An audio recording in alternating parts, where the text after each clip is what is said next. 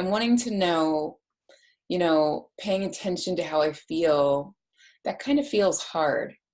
Like when I was like truly struggling to brush my teeth that day, to pay attention to how I feel, I'll be like, well, I'm pissed because this happened, or like I might just stay there. So if you can speak to maybe some ways that people can try to pay attention to how they feel and why that's important right now.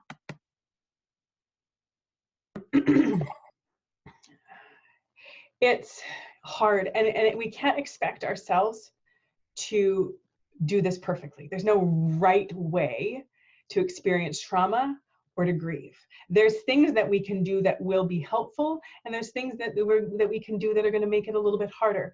But at the end of the day, I think we can all agree that we're doing our best. There's no way to navigate through this perfectly.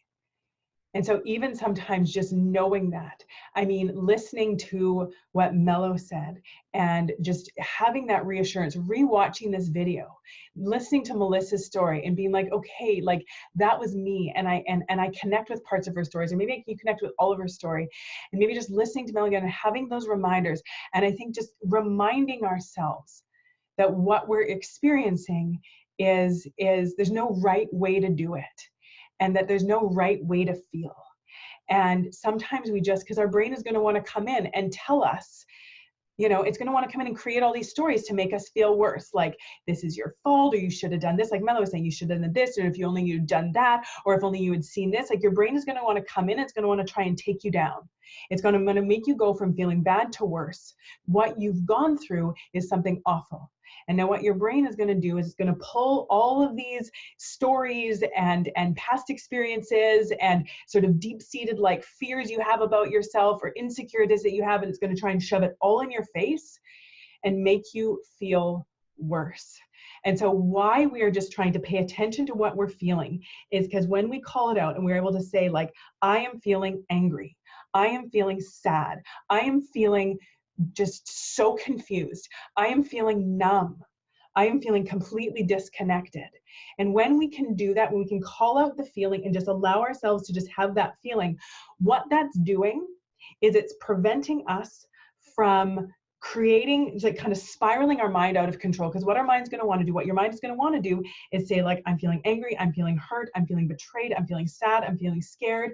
And then your brain is going to come in and it's going to create all of this stuff around it. And it's either going to blame you and say, like, what's wrong with you? Why didn't you see this sooner? Like, why didn't you clue in? Like, of course someone would do this to you because you're not good enough, or you're not worthy of love, or you don't deserve to be respected. And so your brain is going to come in, it's going to kind of create all of this stuff around it and make you go from feeling bad to worse. So you're going to feel bad for feeling bad. And so what we want to do is we want to just acknowledge, like, I am feeling angry, whether or it's right or wrong, or good or bad, or healthy or unhealthy, or helpful or unhelpful. This is how I'm feeling. I am allowed to feel this way, and I don't have to create all of this stuff around it to make me feel worse. And know that your brain is still going to do it. Your brain is still going to come. Those gremlins are going to come. One of my clients said recently that the Grinch. The Grinch is going to come, and the Grinch is going to come in and try and take you down.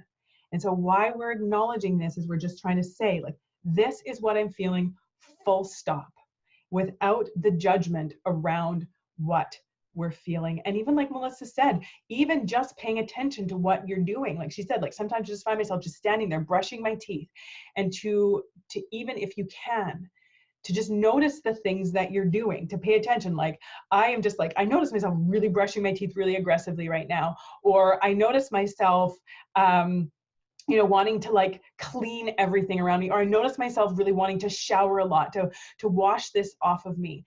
And to just start to notice the things that you're doing, to pay attention to the things that you're doing for no other reason other than to bring your mind and to bring your brain into what you're doing and pull it out of the overthinking and over obsessing about everything else, which it's going to do. It's absolutely still going to do, but we're trying to give our brain breaks from that obsessive, spiraling, shame-inducing stuff that's going to it's going to come. It's what happens, and it's going to come.